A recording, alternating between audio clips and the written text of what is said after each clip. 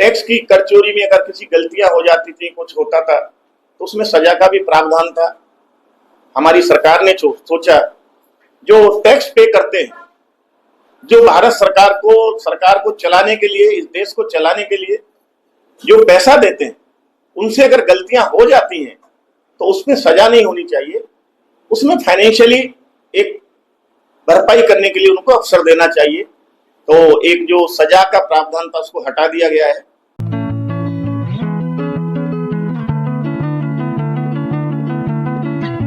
Hello everyone, तो आज हम आए क्लब हाउस येलो रेस्टोरेंट और अब हम जाएंगे इसके फूड को रिव्यू करने।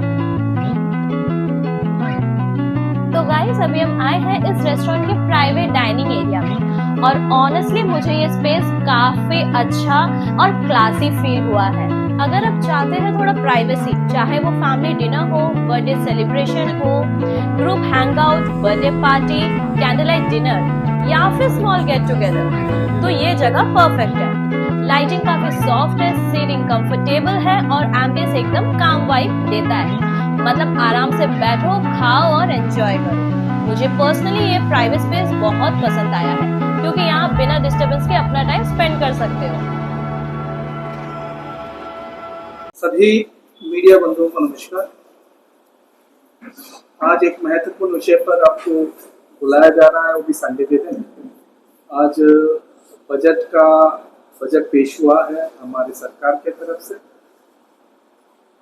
ये बजट श्रीमती निर्मला सीतारामन जो है हमारे वित्त मंत्री, 9वीं बार पेश कर रही है। और ये जो बजट है ये होलिस्टिक बजट यानी सर्वस्पर्शी सर्वव्यापी बजट कहा जाएगा, क्योंकि सभी सेक्टर को इससे फायदा होने वाला है। अब अंडमान के कॉन्टेक्स्ट में आप लोग जरूर ये सवाल उठाएंगे कि अंडमान के कॉन्टेक्स्ट में आप जब श्री विजयपुरम में प्रेस कॉन्फ्रेंस हो रहा है तो अंडमान में क्या कुछ जो सेक्टर है उसमें मैं जस्ट टच करूंगा, बाकी एलॉबरेटली बाकी लोग बात करेंगे। तो यहाँ पे 3 सेक्टर जो है जिसमें डायरेक्टली हमको फायदा होने वाला है और एक सेक्टर है इनडायरेक्टली। क्योंकि इनडायरेक्टली मैं इसलिए कह रहा हूँ कि जब तक उसको जो बजट तो उसको अंदर में फीचर्स के बारे में हम ज्यादा पढ़ डालें पता नहीं चलेगा। 3 तो डायरेक्टली हमको इन्वेस्ट होगा। एक है शिप रिपेयरिंग, क्योंकि शिप रिपेयरिंग में ह्यूज इन्वेस्टमेंट आ रहा है और हमको कैम्बल पे में जो प्रोजेक्ट्स आ रहा है उससे रिलेटेड उसके साथ में को मिक्स किया, कंबाइन किया गया है। दूसरा है fisheries industry. Already fisheries industry में ह्यूज इन्वेस्टमेंट ऑलरेडी हम अभी क्या मायाबंदर में एक 430 जहाज को वहाँ पे बर्थ करने के लिए जो नया स्कीम मायाबंदर में लॉन्च किया गया अभी कुछ दिन पहले, वो इसी से रिलेटेड है। और तीसरा सेक्टर है आपको कोकोनट डेवलपमेंट, नारियल पेड़ को रीग्रोथ, उसमें प्रोडक्शन बढ़ाने के लिए, रीग्रोथ के लिए जो पुराने हो गए हैं उनको काट के नया करने के लिए उनको इंसेंटिव दिया जा रहा है फार्मर्स को। तो ये तो 3 हुए। और चौथा जो है टूरिज्म, जिसके बारे में अंदर जब तक हम पूरा तरह पढ़ेंगे नहीं आपको पता नहीं चलेगा। तो ये तो सेक्टर है। उसके अलावा आपको जो भी फील्ड है, चाहे वो युवा के लिए बहुत सारे ऐसे सेक्टर्स आए हैं जिसपे ध्यान दिया जा रहा है। तो ये आपको उनका एम्प्लॉयमेंट जनरेशन के लिए, जहाँ दूसरे देश अभी तक सोचते भी नहीं है क्लाउड कंप्यूटिंग वगैरह के बारे में, उसमें ह्यूज इन्वेस्टमेंट्स आ रहे हैं। क्लाउड कंप्यूटिंग एक बहुत ही नया सेक्टर, उस पर दिया जा रहा है, सेमीकंडक्टर वगैरह वगैरह। तो हर तरह से किसानों को, SC ST हर तरह के लोग इससे बेनिफिट होने वाला है। इसके बारे में ज़्यादा जानकारी और भी लोग देंगे। मैं अब रिक्वेस्ट करूँगा हमारे जी से, जो कि हमारे स्पोक्स पर्सन है, वो इस बात को करें। सबको मेरा नमस्कार।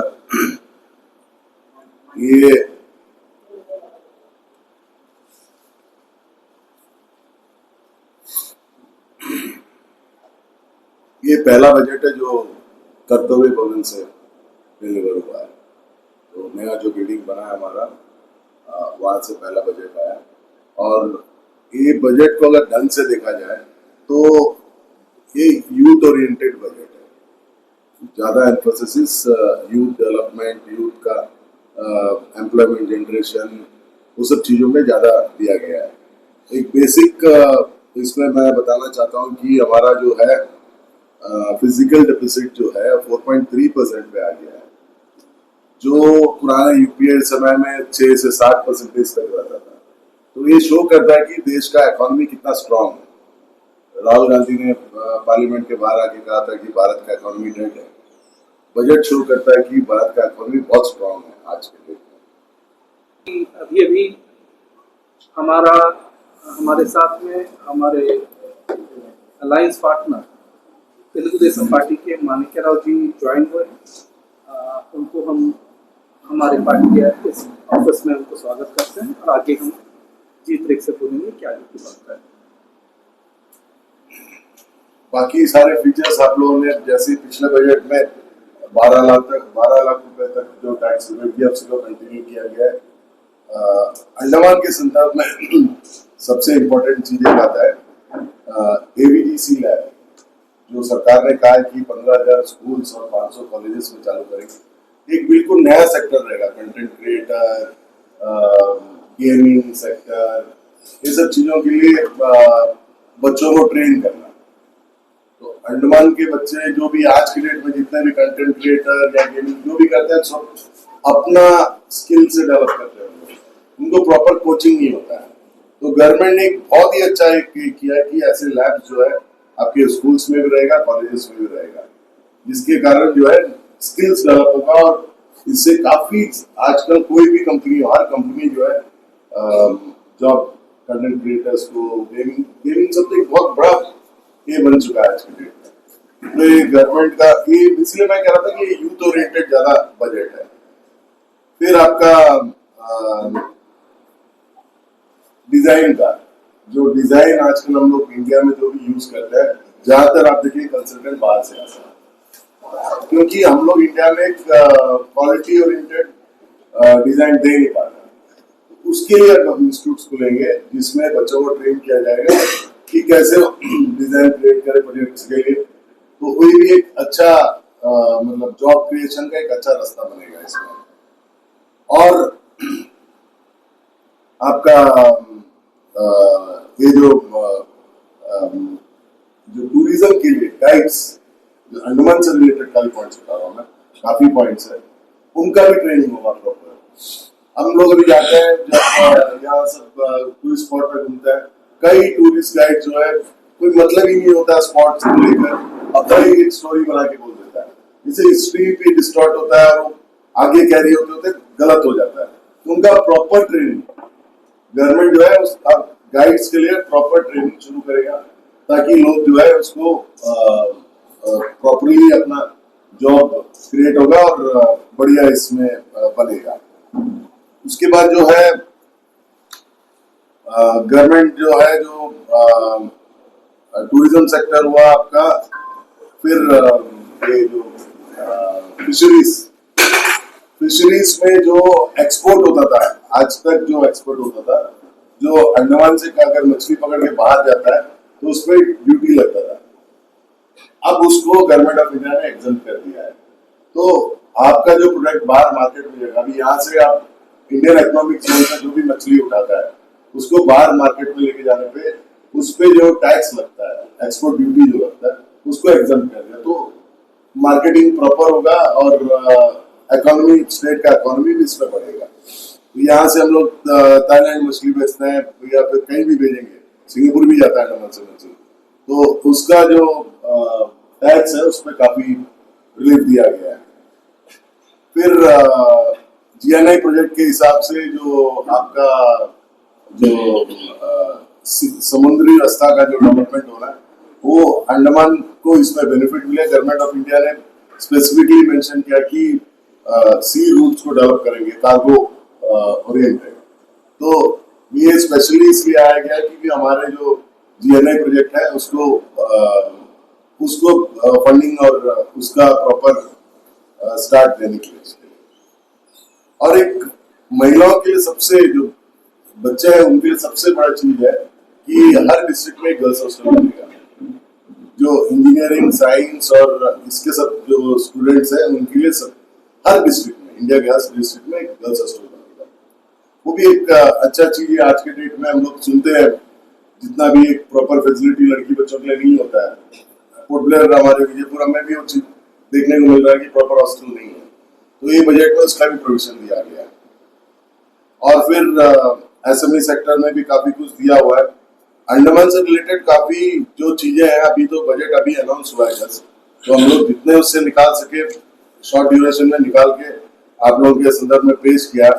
जैसे अलंगो भाई ने कहा कि कॉकनेट को डेवलप करना और जो प्रोडक्शन को बढ़ाने के लिए और मार्केटिंग करने के लिए वो भी गवर्नमेंट उसके ऊपर एक उसको भी चालू करने जा रहा है। जैसे पुराने पेड़ जो यील्डिंग कम हो रहा है जिसमें उसको हटाना और नए प्लांट और उसके मार्केटिंग और कॉकनेट भी, उसमें कॉकनेट और भी आइटम है, कोको भी है, लेकिन अंडमान में और काजू भी। काजू अंडमान में अच्छा प्रोडक्शन है। अब हम लोग के बचपन में जितने भी हम लोग जो चक्रगांव एरिया और वो सब एरिया में काफी काजू होता था, तो धीरे धीरे मार्केट नहीं करके काजू प्रोडक्शन बंद हो गया, अब लोगों ने पेड़ भी काट दिया। तो एक वापस एक काजू भी एक अच्छा मार्केट बन सकता है, क्योंकि काजू नारियल काजू और जो साउथ इंडिया के ओरिएंटेड जो क्रॉप है उसके ऊपर सरकार जो है काफी ध्यान दिया है। क्लाइमेट चेंज और एनर्जी को लेकर जो बैटरीज का जो उसका इंपोर्ट में भी गवर्नमेंट रिलैक्सेशन दे रहा है। और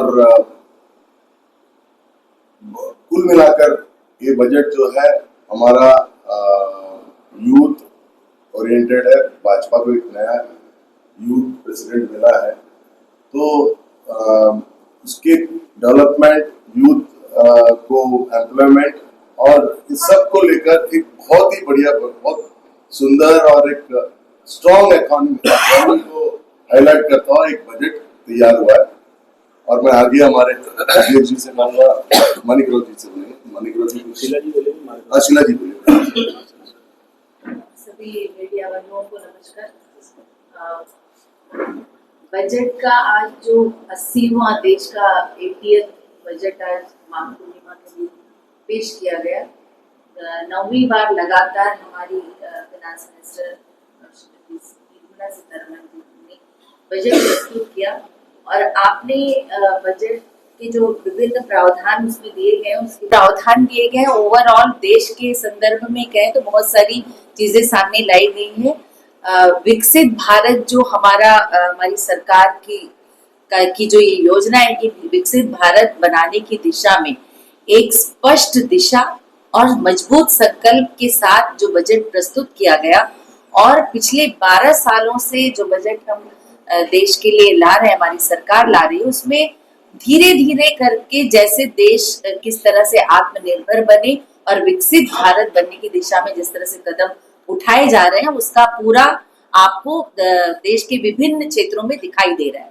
और इसी संदर्भ में जो बहुत सारी चीजें जो हमारे इन द्वीपों से रिलेटेड जो बजट में पेश किया गया उसको आपने सुना अभी आपने, उसमें जैसे कैश क्रॉप की बात की गई, तो इस बजट में कोकोनट, कोको, चंदन और काजू, ये 4 मेनली क्रॉप्स जो कैश क्रॉप्स हैं जो तटीय क्षेत्रों में ज्यादातर उगाए जाते हैं, उनके विषय में जो प्रावधान रखा गया है।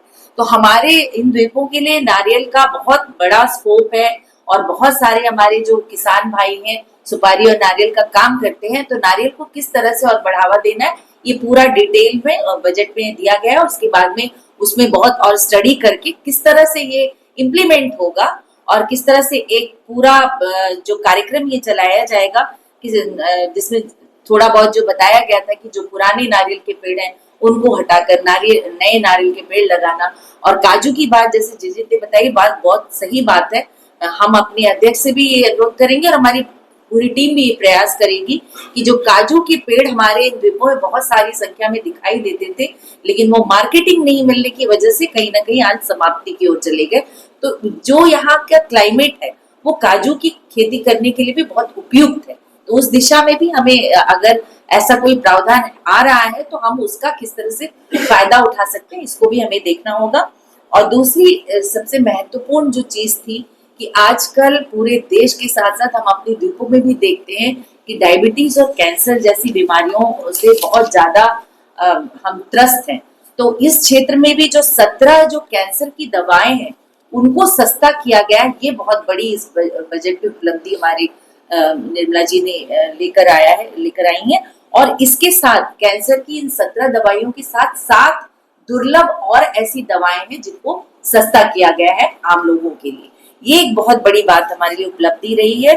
और इसके बाद में जो विदेश यात्रा पैकेज पर जो हमारे बच्चे स्वास्थ्य के हमारे भारत से लोग स्वास्थ्य के लिए या फिर हाई एजुकेशन के लिए बाहर जाते थे या फिर टूर पे जाते हैं तो उस पर भी टैक्स की छूट दी गई है। ये भी एक बहुत अच्छा प्रावधान है। और इसके साथ साथ जो मिडिल क्लास फैमिलीज हैं और खासकर हम महिलाएं जो परिवार का पूरा लेखा जोखा खर्चा देखती हैं तो उनके लिए कपड़ा उद्योग, जूता उद्योग, ये सारे जो चीजें सस्ती की गई हैं।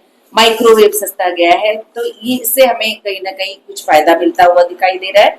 और साथ ही जो मेगा टेक्सटाइल पार्क बनाने की बात की गई है जिसमें राष्ट्रीय फाइबर योजना के तहत रेशम, ऊन और जूट, ये जो हमारे देश में जो खेती होती है और इसको किस तरह से राष्ट्रीय फाइबर योजना के तहत एक प्लेटफॉर्म में लेकर इसकी मार्केटिंग करना और ये इसमें जो किसान काम करते हैं इनके लिए हमें एक अच्छा मार्केट भी देना और जो उनके लिए समस्याएं आती हैं इन फाइबर्स के लिए काम करने में उसके लिए भी उनको आसान तरीके से उपलब्धता देना।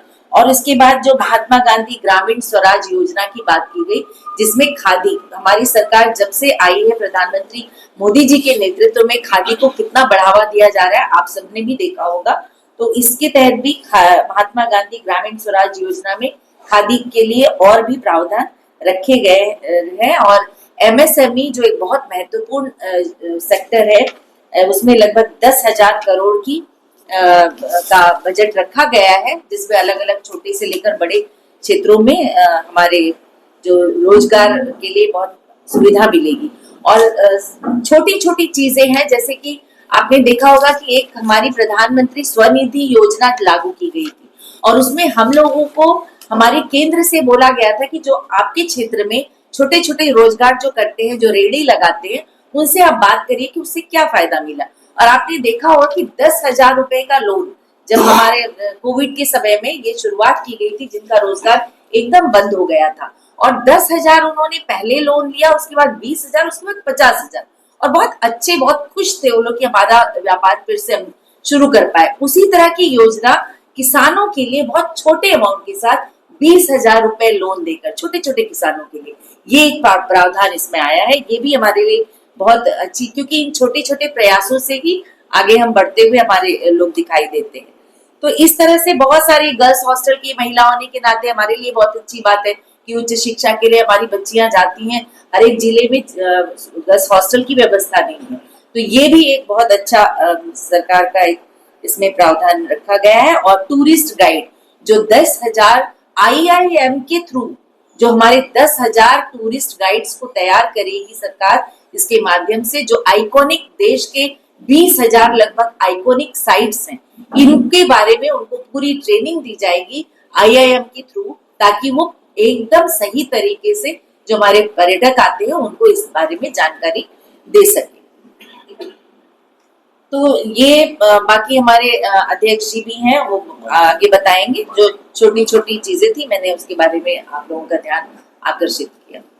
अब मैं हमारे TDP के अध्यक्ष मानिक जी को बोलूंगा वो अपना इस विषय पे अपना तेलुगुदेशम पार्टी का और भारतीय जनता पार्टी का NDA का गठबंधन में नवी बार अभी बजट पेश किया था निर्मला सीतारमण जी ने।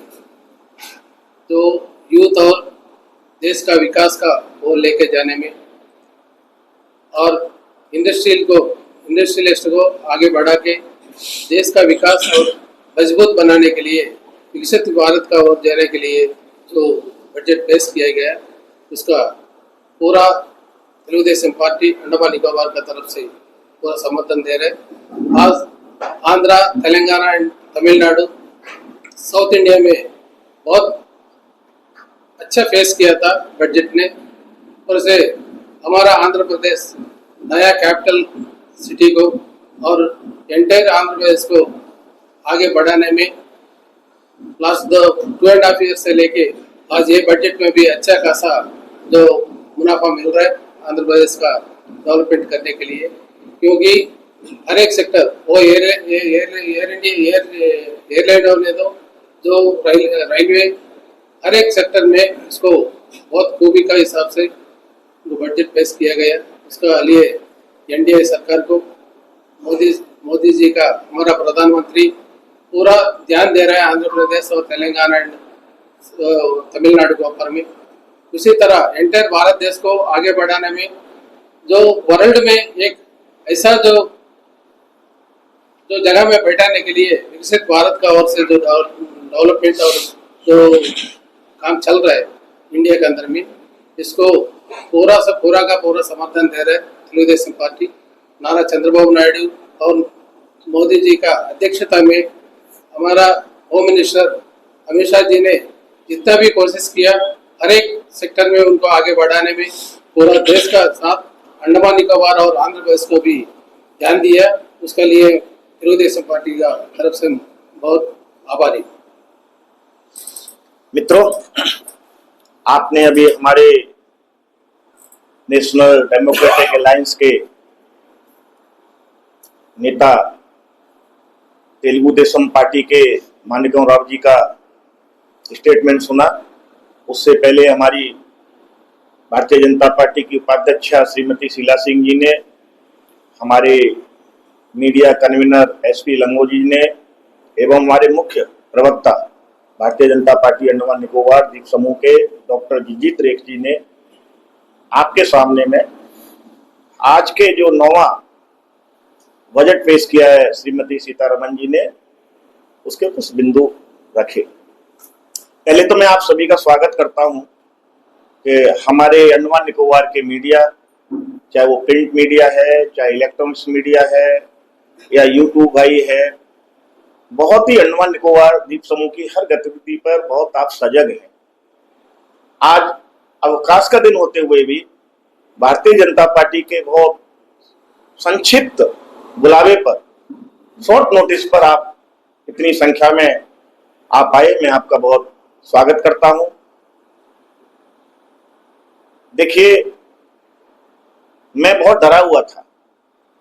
मैं भी एनडीए अलायंस का जो भारतीय जनता पार्टी उसका एक साथी है, उसका मैं अंडमान निकोबार का प्रदेश अध्यक्ष हूं। जिस तरह से पूरा विश्व में मंदी चल रही है, कई देशों में युद्ध चल रहे हैं, रूस में और रूस चल रहा है, ईरान के सामने में युद्ध का खतरा मंडरा रहा है, यूक्रेन युद्ध में फंसा हुआ है, पूरा विश्व मंदी की मार झेल रहा है। आपने देखा होगा गोल्ड और सिल्वर का दाम पूरा इंटरनेशनल लेवल पर जिस स्पीड से जा रहे हैं, और मुझे ऐसा लग रहा था कि कहीं हमारे गरीब एवं मध्यम परिवार पर इस बजट का बोझ ना जाए, क्योंकि बजट कोई अलग चीज नहीं है। जैसे आपके घर में हमारी गृहिणियां अपने घर को चलाती हैं, सुबह से हम लोग निकलते हैं, हम लोग अपने लिए भी एक बजट निर्धारित करते हैं, शाम तक हमको कितना चाय पीनी है, कितना हमको नाश्ता करना है, कितना हमको खाना खाना है, वो हमको पता रहता है। घर का बजट उससे थोड़ा बड़ा होता है, नगर पालिका का बजट थोड़ा और बड़ा होता है, प्रदेशों का बजट और थोड़ा बड़ा होता है, क्योंकि हम विश्व की चौथी अर्थव्यवस्था है। हमारी जनसंख्या लगभग 150 करोड़ है, तो विश्व हमारी तरफ, हमारे बजट की तरफ पूरी आंख लगाकर और अपने कान खोलकर सुनता है।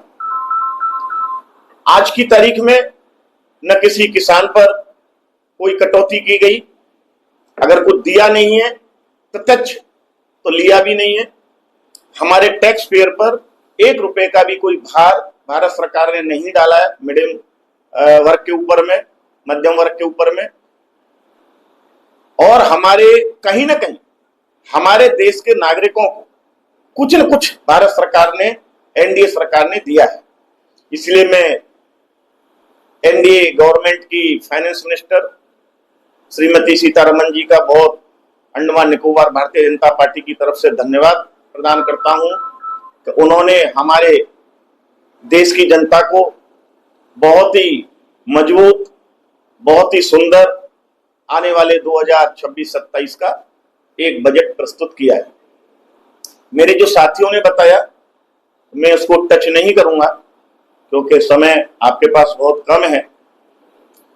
जिस तरह से अंडमान निकोबार द्वीप समूह को जरूरत थी टूरिज्म की, क्योंकि हमारे यहाँ पर अंडमान निकोबार में कितना भी अच्छा बजट आओ, लेकिन उस बजट में अगर फिशरीज का और टूरिज्म का कोई अंश नहीं रहेगा तो हम अपने आप को एक ठगा हुआ महसूस करते हैं।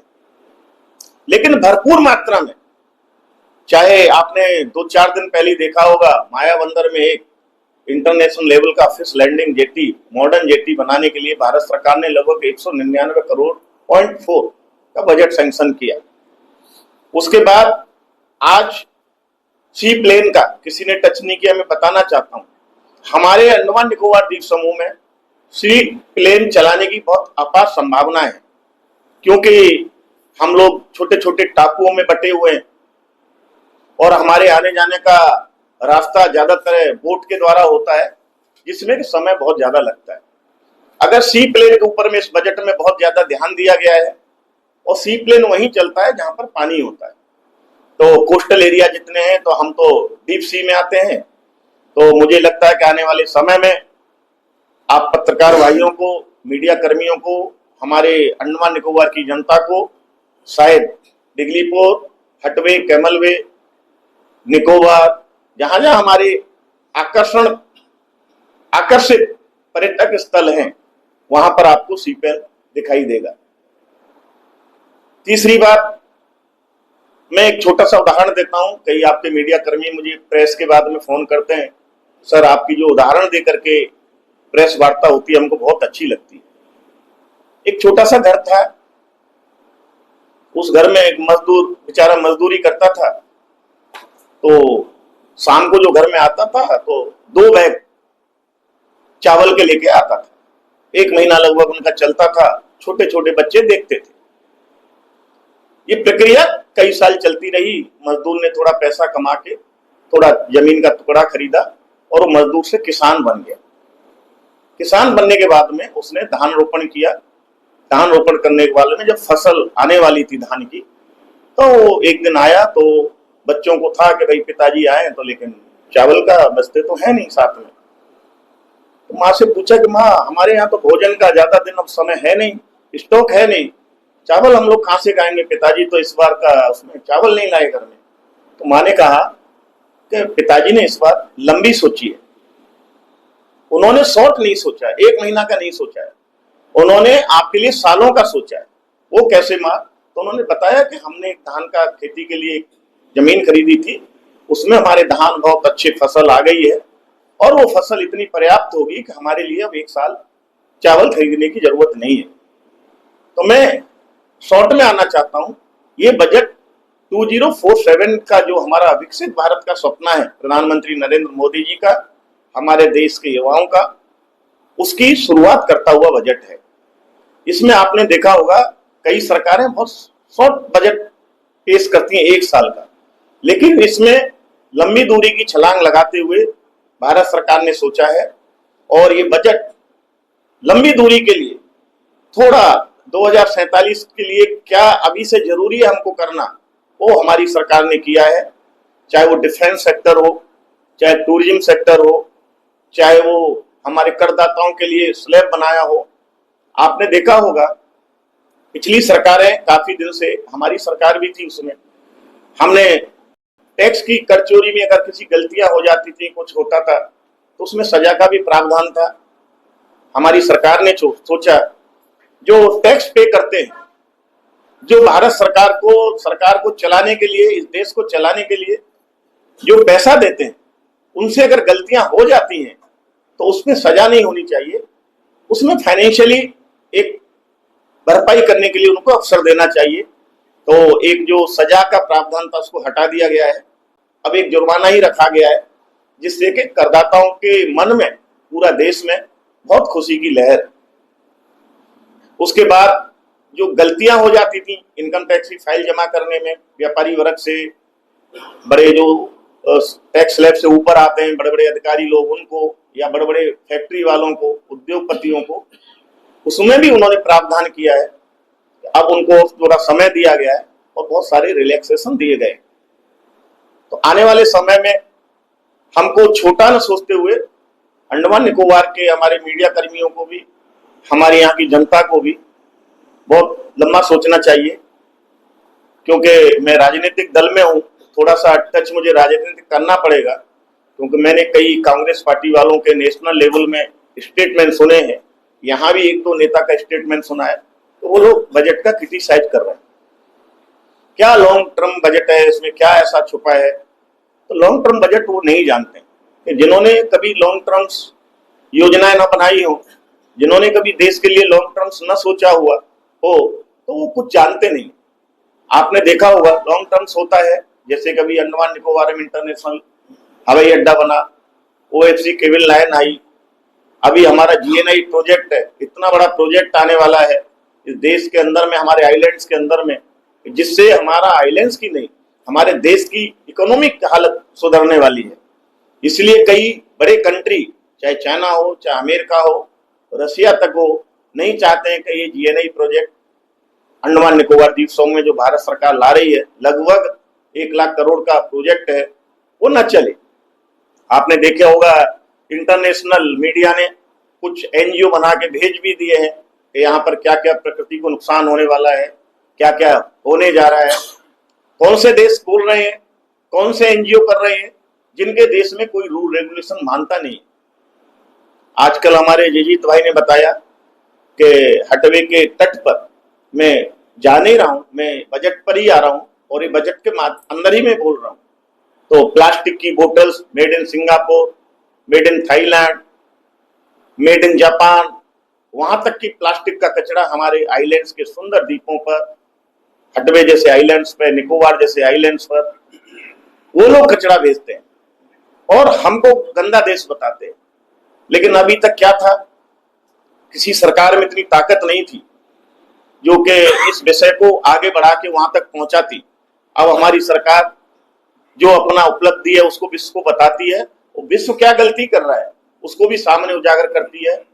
ऑपरेशन सिंदूर के माध्यम से हमारी सरकार ने, हमारे देश ने देखा कि पाकिस्तान के पास में अधिकतर रसिया के और चाइना के बने हुए सारे उपकरण थे जो उसके कोई काम नहीं आए, और ऑपरेशन सिंदूर में हमारी जो बहनों का माथे का सिंदूर जो उजाड़ा था आतंकवादियों ने, उसका बदला लेने के जो हमारा ऑपरेशन सिंदूर हमारी सेनाओं ने चलाया, उस ऑपरेशन सिंदूर में हमारे 99% उपकरण, हमारी रक्षा सामग्री सब स्वदेशी थी, हमारी आत्मनिर्भर भारत के द्वारा बनाई गई थी।